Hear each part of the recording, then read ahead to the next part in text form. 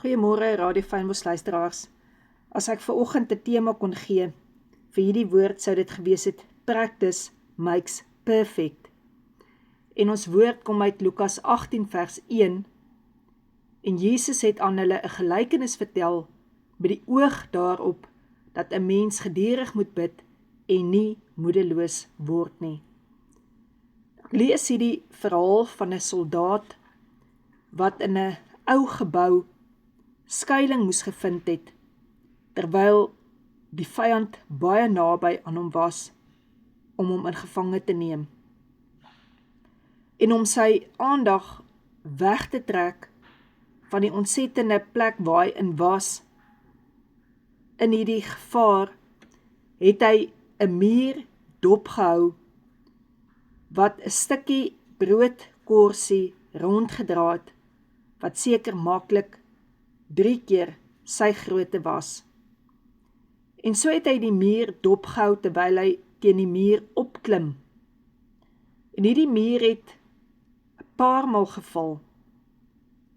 Toe hierdie muur die 70ste keer dit eers reg gekry het, om met hierdie broodkorreltjie, krummeltjie, die muur uit te klim, het daar ook hoop in hierdie soldaat gekom, dat hy dit sal maak, en hy het dit ook gemaak op die einde van die dag. Baie keer vra ons, wanneer moet ons ophou bid? Vir my is dit, dat ons moet ophou bid, as dit nie God se wil is nie.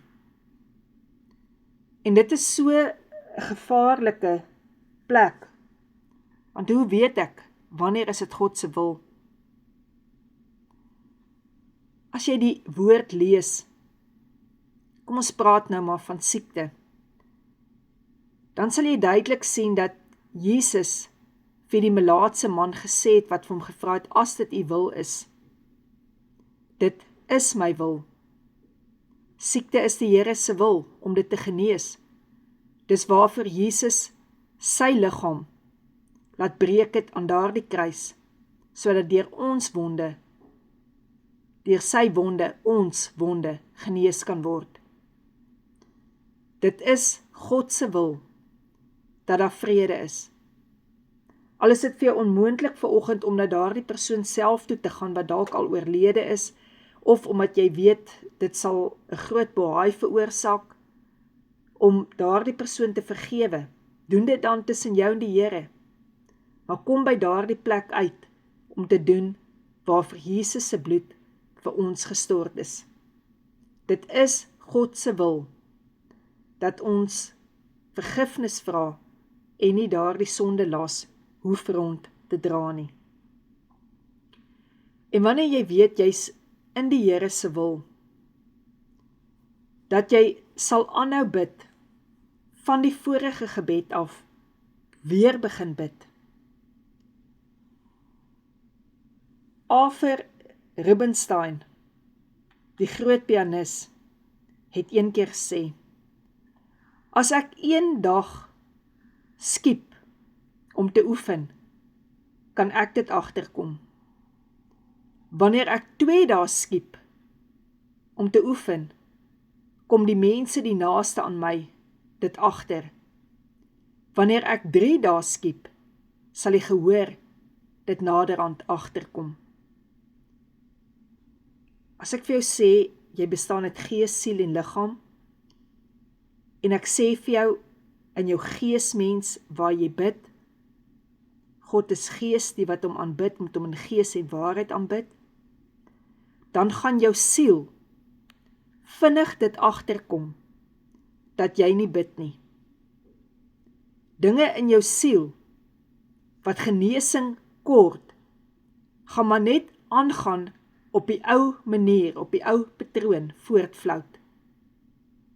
Maar wanneer jy bid, in jou gees en jou siel hoor dit, dan sal jy ook sien, dat naderhand die genesing wat in jou siel plaasvind, die verandering in jou siel, ook in jou liggaam plaasvind. So sê maar ek bid, Here, help my om meer lewe te spreek as dood. En ek begin my siel daarop laat let om lewe te spreek, sal ek nie langer toelaat dat uit my siel uit enige gedagtes, enige vloeke net opkom nie. Maar my liggaam sal begin gehoorsaam raak wat in my siel is. So, practice makes perfect. 'n gelykenis dat ons gedurig moet bid en nie moet moedeloos word nie. Aanhou bid. Dis hoekom jy sal sien dat ek elke oggend vir jou nagmaal gebruik. Gee om te gebruik. Communion. Come in union with Jesus. Kom in eenheid met wat sy bloed vir jou gedoen het. Weet jy hoeveel ligter mens sal jy wees, as daar nie meer kwaad in jou is nie, as daar nie meer goed in jou is, wat jy skuldig oor hoef te voel nie. Neem die liggaam van Jesus vir jou genesing. Weet jy hoe meer vrolik, vol vreugde, hoop, draer jy sal wees, as daar nie meer daardie kwale en siekte in jou lewe is, maar die wonde van Jesus gesien kan word. Here, help my asseblief om vanoggend te kan sien wat U bedoel het toe U gesê het, ek moenie ophou bid nie. Ek moenie moedeloos word nie. Ek moet aanhou bid. Want U word nie moedeloos om vir my te bid nie. En Heilige Gees, U word nie moeg binne my nie. Here, help my asseblief. Amen.